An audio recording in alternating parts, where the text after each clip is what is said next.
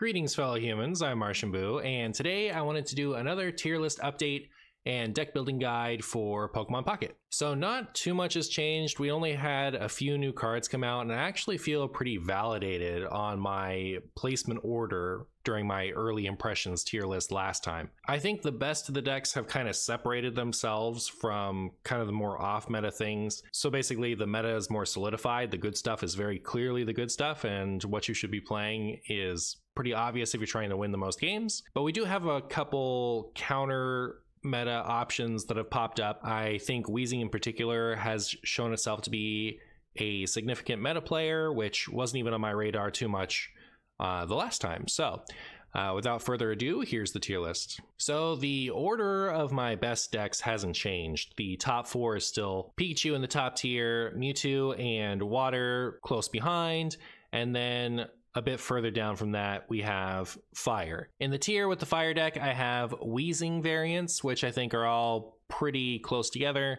and Marowak, which is kind of a Pikachu counter pick. Everything below that I would consider an off-meta deck. So we have Venusaur, the Blaine, and the Dragonite archetypes all way down there. I do not think that they're very strong decks. So if you're trying to get wins, I don't think you pick any of those, but they're good enough and getting played often enough that they were worth showcasing here. I'm going to give you some lists for each of these that I think are representative of what's getting played and what's strongest, and each of them is going to show off to the side where each of their cards come from. So if you're interested in building any of these, it has a little quick reference guide. So I'm going to show you a couple of variants. The one Pokemon that I think you always run with Pikachu EX if you have it is Zapdos EX. So Zapdos EX is another basic EX Lightning Pokemon and makes a pretty decent backup attacker for Pikachu EX. The 3 Lightning for average 100 damage is pretty decent. If you're powering up a Zapdos EX, you're sad because you really only want to be hitting with Pikachu EX. It's good to have something to power up if you don't find it. So all these lists are going to have 2 Zapdos EX. I think not only is it a good backup attacker, but it's nice to have something that when your opponent's Sabrinas won't get knocked out by literally everything. So if your opponent is playing a Pikachu EX deck, or if they're playing Water Box or something like that, something that's not going to deal all of Zapdos EX's HP in one go, then you can send up the Zapdos EX, let it take a hit, and then retreat it with an X speed or something to send back up the Pikachu, so your opponent can't just Sabrina and take an easy point off of a low HP 1-point Pokemon. The build I have here in front of you is one I've been playing a lot lately. I think the Lieutenant Surge builds are the most fun way to play this deck, and I really like having Raichu as a late game high damage finisher, because while Pikachu EX's 90 damage is a lot to get right off the bat, there are Pokemon that you're going to have a hard time finishing off when that's your max damage output. You hit something with Pikachu, knock something out with Pikachu, retreat it with an X speed, and then Lieutenant Surge the Pikachu's energy onto the Raichu to deal 140 damage to take your last few points that way. What I don't like about this build, Lightning Energies over to the Electabuzz, and that'll matter. But which Pokemon you choose in that slot, I don't think it matters. I have been enjoying this 6 basic list, and it's my go-to favorite deck in Pocket right now. This Pikachu EX build is an all paralysis, so it's kind of like just adding some cope to the deck. You have that option to come up with Pincurchin and try to paralyze them a few times so that you can finish them off with a Pikachu, but you really need to hit all heads when you do that. So, and if you're looking to just have like a basic Zapdos no frills build, this is the one you want. And then finally we have Pikachu EX with some evolutions. You can run this deck with either one line or the other. You don't have to run the full Electrode line and the full Zebstrika line, but I'm featuring this list just so that you can see the types of evolutions that get played. What's cool about the Electrode is it has free retreat cost, so it's a lot harder for your opponent to use Sabrina as a stall option if you have a Pokemon with free retreat cost to come up. Generally in the Lightning builds, things have 1 retreat, so it's often irrelevant. Like if your Pikachu EX is already attacking, the Sabrina doesn't really matter because you just attach an energy to your active Pokemon and retreat and send the Pikachu EX back up. But even if you still need to attach to the Pikachu that turn, they all have 1 retreat cost, so you can just X speed to retreat. Electrode basically doubles your options to get out of that scenario because you either need the X speed or you need to evolve a Voltorb into an Electrode, so either of those will get your Pikachu back up. And it is a decent attacker, so it has 2 Lightning for 70, which is pretty unfortunate considering the 80 HP on the Electrode, so that thing is gonna get knocked out. But it is relevant as an attacker. You will send it up sometimes and be kind of happy about it. One of my earliest builds that I really enjoyed with this was Pikachu EX, Zapdos EX, Electrode line, and just a single copy of Baby Zapdos. So I had 7 basics, and then I had room for potions still. And potion isn't always useful, but it can be handy, especially if you have 2 of them to dodge some breakpoints. But you can also just run the deck without Electrode and run the Zebstrika instead of it in that same situation. What's nice about the Zebstrika is there isn't a lot of hard Gust options in this deck, so Gust in the paper TCG allows you to pick one of your opponent's bench Pokemon and move it active. The best we have in this game is Sabrina, which allows your opponent to choose which bench comes up. So if your opponent is retreating an active Pokemon that only has a few health left, Zebstrika is a really good way to get those points off the bench. The overall damage output on that is pretty low though, so that's why when I run the 2 evolutions, I like to just pull 1 Zebstrika, because I really only want it to finish off something that's escaped. I don't really want to have to be attacking with Zebstrika. I'd rather attack with any other attacker in the deck than that, if I can. This is probably my least favorite build. The only evolution I think I like in the Pikachu EX deck is the Raichu, because I think that matters a lot if you build for it. Everything else is kind of like niche useful, and you can get a lot of niche use out of just basics. So really the only Pokemon you need for this is 2 copies of Pikachu EX, and then whichever lightning Pokemon you use to fill out the rest of your slots, it's gonna be just fine most of the time. Taking a step down from S tier, we have Mewtwo, which I think is the best deck in A tier. I think it's a bit slower and less reliable than the Water Box deck, but it isn't weak to lightning like Water Box is, and Mewtwo, when it gets going, is really hard for the Pikachu deck to take down. So I think it's almost a 2-deck meta between Pikachu EX and Mewtwo. The fact that Mewtwo EX needs a stage 2 Pokemon, I think does set it back that much compared to the Pikachu EX deck. If anything closes the gap between them, it's the fact that Pikachu EX has such a target on its head, but Mewtwo EX is strong enough that people are playing stuff to beat it as well. We'll get to Weezing in a moment. So really, I do think that Pikachu EX is that much stronger that it's in a tier of its own, and Mewtwo EX is just the second best deck and starting in A tier. All of these builds are incredibly similar, so much so that I'm only showing 1 list for this. This is a deck I played recently after it saw some success in a tournament. People have been playing the non-EX Mewtwo as a way to have a better matchup against Pikachu EX. So the nice thing about the Mewtwo is even with a Giovanni, the Pikachu can't knock out the 120 HP Mewtwo in a single hit. They have to 2-shot it. The way a lot of these games went before is you'd have for a second copy of Giovanni. I know some people like to fit in a red card, but red card is super bait. I always try not to run it if I can. And then another way it's been played is with Meowth over the Mewtwo. The Meowth play the Mewtwo EX deck as is with the non-EX Mewtwo to kind of absorb hits against some decks like Pikachu EX. I think this is by far the best build, and I would recommend it to everybody. You don't need this basic Mewtwo. You could just play 2 Giovanni if you really want. But yeah, I liked this a lot. Next up in A tier, we have Water Box. So this is just the best water Pokemon alongside Misty, and you kind of hope to high roll a bit to get a bunch of energy on them. The Starmie EX is the best attacker in this deck just because if you fail the Misty, it is only 2 attachments to power it up. I think that generally this deck is better than the Mewtwo EX deck because it is faster, and it has these ridiculous Misty high roll outs to win games that you otherwise shouldn't. The problem with it is that it's weak to lightning, so every attacker in the Pikachu EX deck is a big threat.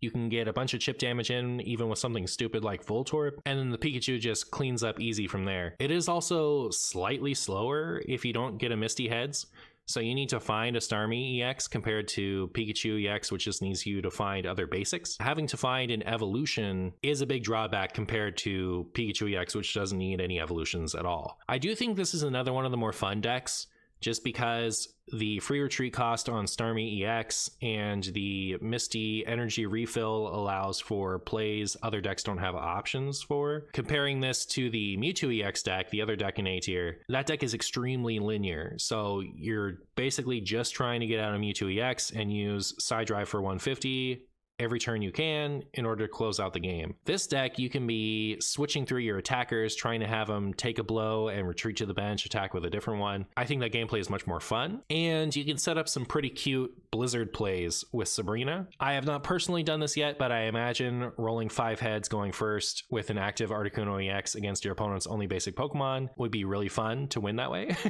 You can attack on the first turn if you get enough heads on Misty. So anyways, this is a bit of a high roll deck. I think if it wasn't weak to lightning, it would be a little bit stronger, but because the best and most popular deck in the meta has a type advantage on it, it's a little hard for it to break through. Moving down to B tier. So these are the last of the decks that I would consider the good decks. Everything below this tier I would consider an off-meta deck or a meme deck almost. But this tier is still good. It has their niche situations where they're good. They're just not as consistently overpowered as the tiers above. So Moltres EX, I think, has 2 good partners, and Charizard is definitely the better of the 2. So we'll start with that one. The Moltres EX has an attack in Inferno Dance that you flip 3 coins for each head, so you can attach a fire energy to one of your benched fire Pokemon. It's just a matter of getting Moltres EX out first and dumping a bunch of energy on one of your benched Pokemon and letting that Pokemon sweep with the game from there. Charizard EX, I think, is the best partner because if you do get up a Charizard with 5 energy on it, you almost can't lose from that spot. Charizard's Crimson Storm attack knocks out every single Pokemon in the game, no exceptions, in 1 hit. And if you get 5 energy on it by the time it attacks, it's easy to attach another energy and use Crimson Storm 2 turns in a row. And as long as your opponent has used an EX against you, those 2 attacks are all you need. If your opponent isn't using EXs against you, you can afford to slash to take one of your points in most situations. The issue with Charizard, and I think the main reason that it falls behind as far as the top 4 decks, is because it's a stage 2 attacker. Comparing it to the Mewtwo deck, where if you can't get out your Gardevoir, you can still be hard attaching to Mewtwo EX, use its first attack a few times, and take a big knockout with its second attack, especially if your opponent doesn't have a very aggressive start. If you have a Moltres and a Charmander out, you're not doing anything. The Moltres EX has a damage cap of 70 for 3 energy, which is pretty miserable. And the Moltres EX can't attach the fire energy to itself. I think it would be a little different if it could. If it could power itself up so that if you don't have your big sweeper to put a bunch of energy on, it'd be a lot easier, I think, to have a backup plan. But you have to find Charmeleon and Charizard with very little draw before your opponent knocks out your Moltres. And decks like Pikachu and Waterbox and even Mewtwo will be knocking out Moltres on their second or third attack. One of the ways to mitigate the downside of having a fragile Pokemon soak up a bunch of energy is to run a Fossil in your deck. So if you start the game with a Moltres EX active and a Charmander on the bench, unless you bench something else, your opponent can Sabrina at any time to knock out your Charmander or Charmeleon before it ever becomes a Charizard. And when they do that, they take all of the energy that you've been accumulating with your Moltres alongside it. The flip side of that is if you bench another Charmander or you bench a Moltres to protect your Charmander from that Sabrina, after your Charizard comes out, your opponent can then Sabrina around it to take their final point without having to deal with your beefy 180 HP Charizard. So the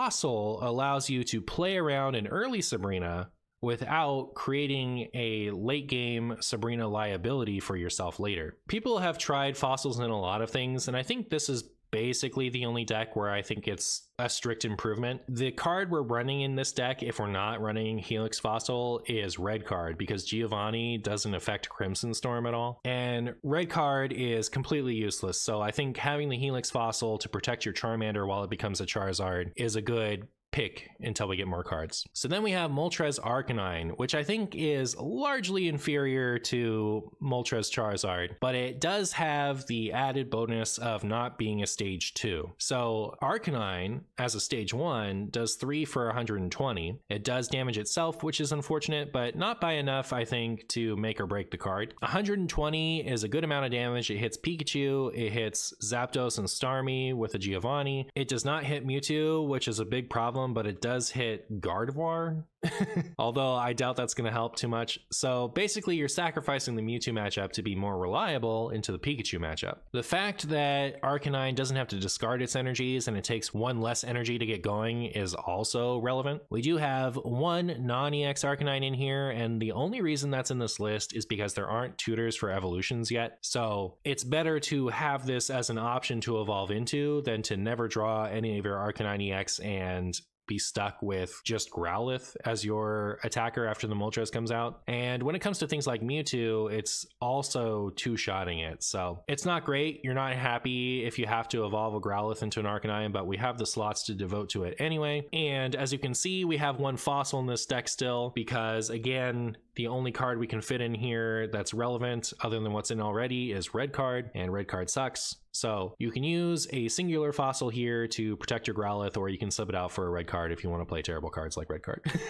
Generally, I just don't think this is worth it over the Charizard build if you have it, but if you only have Arcanines and haven't found Charizards yet, or if you just want to play something faster, if being stuck on Charmander with a Charizard in hand, but you can't draw your Charmeleons to save your life, has bothered you too many times, then switching to a stage 1 tends to run into those issues less often. Next up, we have Weezing decks, and I love Weezing decks. The Weezing, I think, is one of the strongest Pokemon in the game right now. The problem is he needs a really good backup attacker, and it just isn't there yet. The Weezing itself is quite strong, so it's a stage 1 with a 1 energy attack, which is great because it can actually take advantage of going first. The big upside of going first is that you get to evolve sooner, but very few Pokemon can attack for 1 energy having evolved once going first. So Weezing is one of the 2 that are relevant. Exeggutor EX is the other one. So yeah, a lot of HP for a non-EX Pokemon. You don't even have to attach an energy to it and it can still do damage. So its Gas Leak ability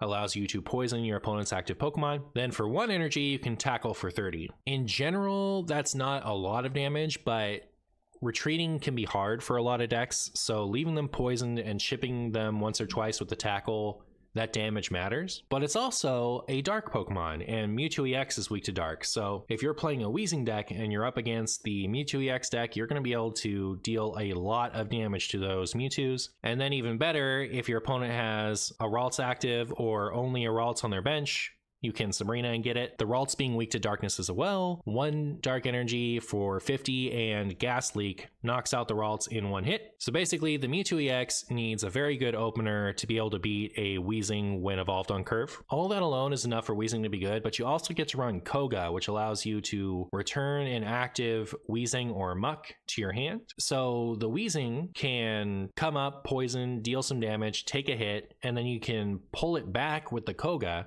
either to get around its 3 energy retreat cost or just save it from giving up an easy point and follow up with either another Weezing or whatever your secondary attacker is. Some people try to use the Muck. I think that it's awful, and the Grimer having 3 retreat cost is damning, so I would never play the Muck unless it's for fun. But as it turns out, the Arbok is actually a pretty decent partner for it, so everyone who is a fan of the original series, you can rejoice. Arbok has 100 HP, which is relevant because Pikachu and Starmie deal 90, so they can't actually one-shot an Arbok without the help of a Giovanni. And the Arbok's corner attack does half of Pikachu's health, so 2 for 60 and your opponent can't retreat. You hit it for 60, they deal 90 to the Arbok, and they can't retreat to save the Pikachu EX, and you always get to follow it up with that second corner attack if they don't have a Giovanni. Against something like a Starmie, you can either poison it with the Weezing first, or you can Giovanni on the first or second corner and 2-shot it that way. Arbok is also dark, so it deals that extra damage to Mewtwo. 60 plus 20 twice is more than enough to knock out a Mewtwo EX, and you can frequently one-shot it if you've already put in a bunch of chip with the Weezing. After having tried this recently, I actually do think it's the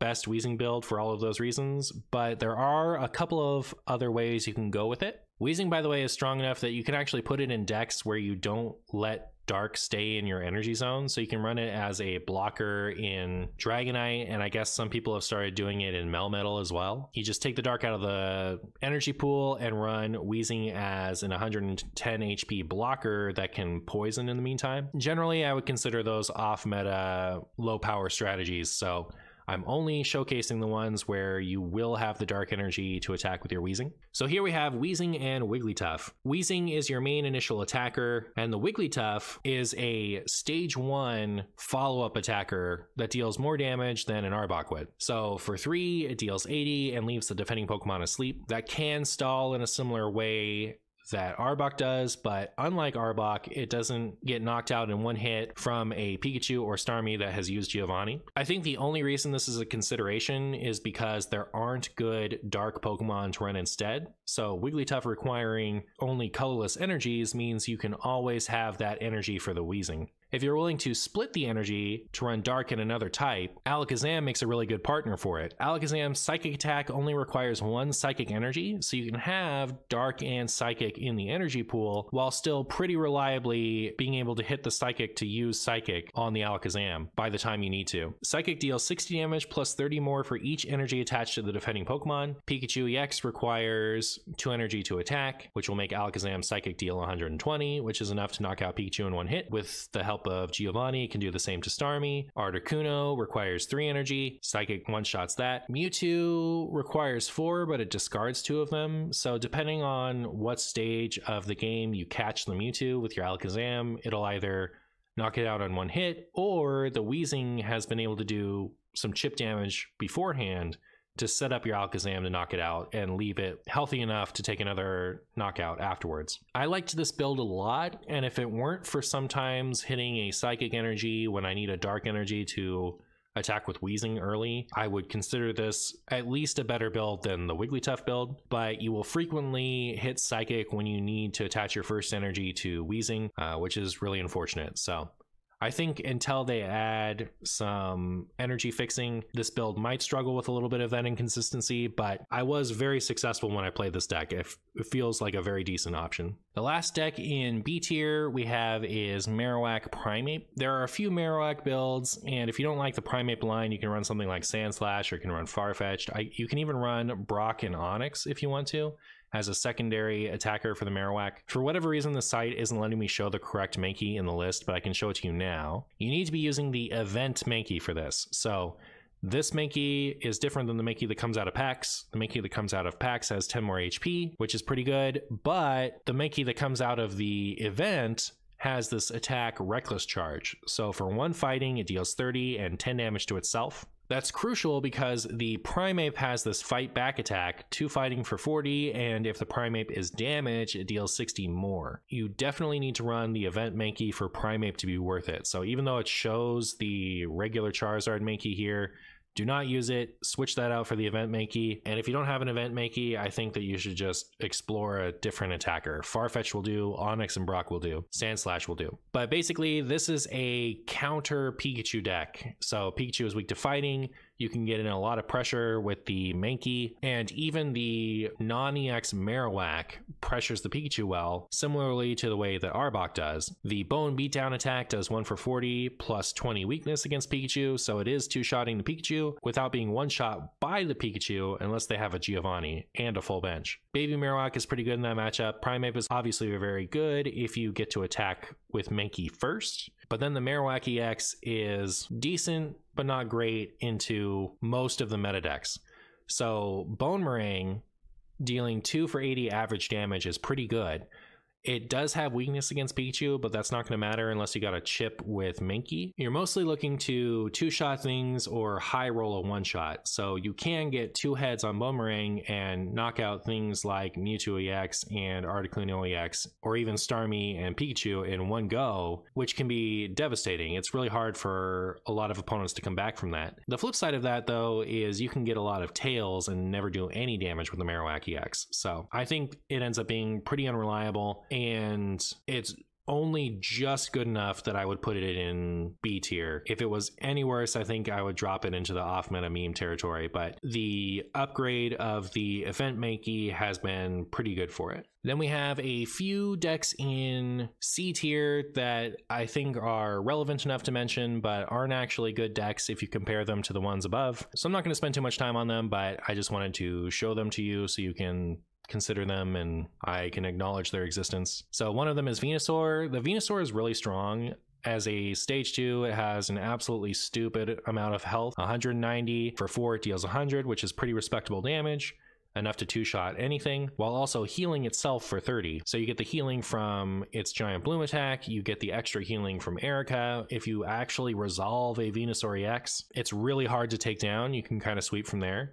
But that's true of a lot of the monstrous Pokemon. Even Mewtwo EX can be a bit of a juggernaut, and that's on a basic. Venusaur EX does not have a partner that powers it up well. There's a Lilligant that gets played, but you have to put 2 energies into your fragile 90 HP Lilligant before you can start putting energy back on the Venusaur. That's 2 energy you could have just put on the Venusaur. So for me, I think the better support Pokemon is Exeggutor, who also has an absurd amount of health for its stage. So stage 1, 160 health. It also benefits from Erica, and it gets going as an attacker for only a single grass energy. So you attach once to the Exeggutor, and then you're good to put all of your other resources into the Venusaur EX. You really want to force your opponent to take 4 points with this deck. So it's another one of those decks where you have to bench something to protect your Bulbasaur you're powering up, but you have to not bench something, because if you do later on in the game, your opponent's just gonna Sabrina around your Venusaur to take their final point. I think that's really what it struggles with, is how fragile it is before it gets going.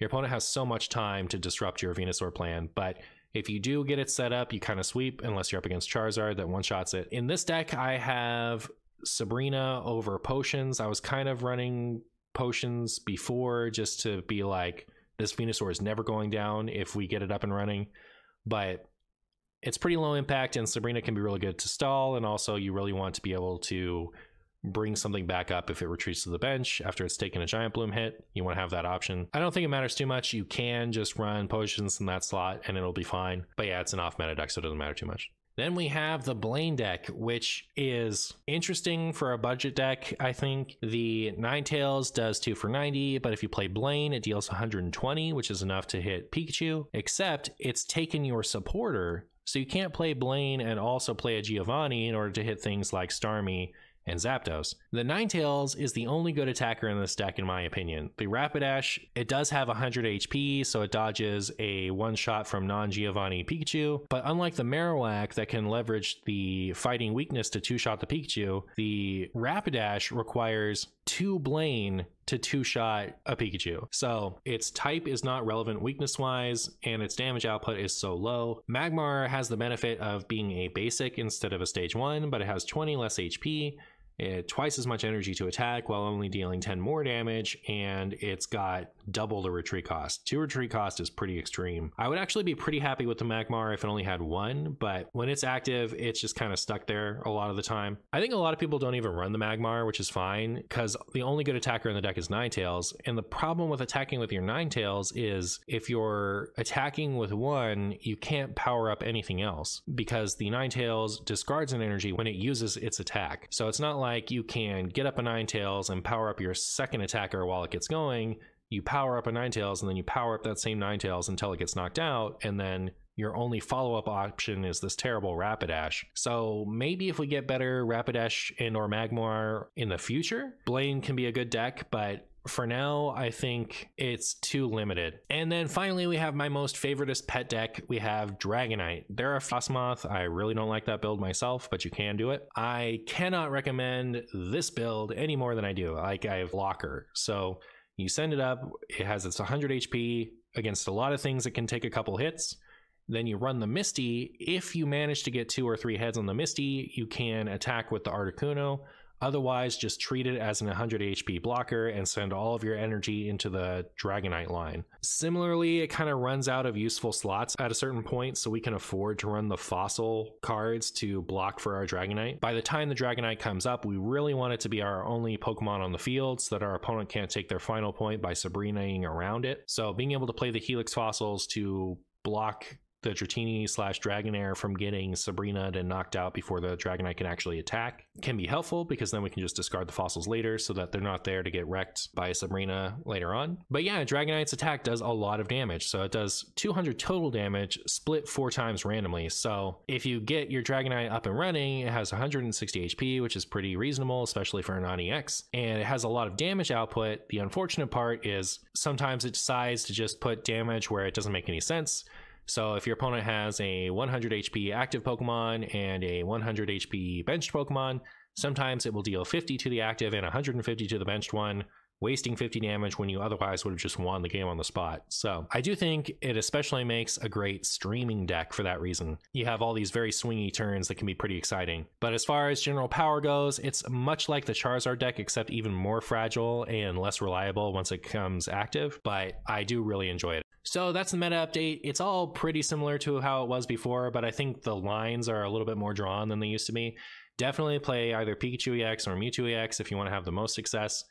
And then you can kind of explore Articuno EX and especially the Weezing deck, I think, if you want to play something that people are playing less often. There's still probably some room for people to find something interesting to do, but I do think we're approaching the point where if we want a big meta shakeup, we're waiting on new cards. I think if you want the most robust experience in Pokemon Pocket right now, I highly recommend going after that Pikachu EX deck because you can build it a bunch of different ways.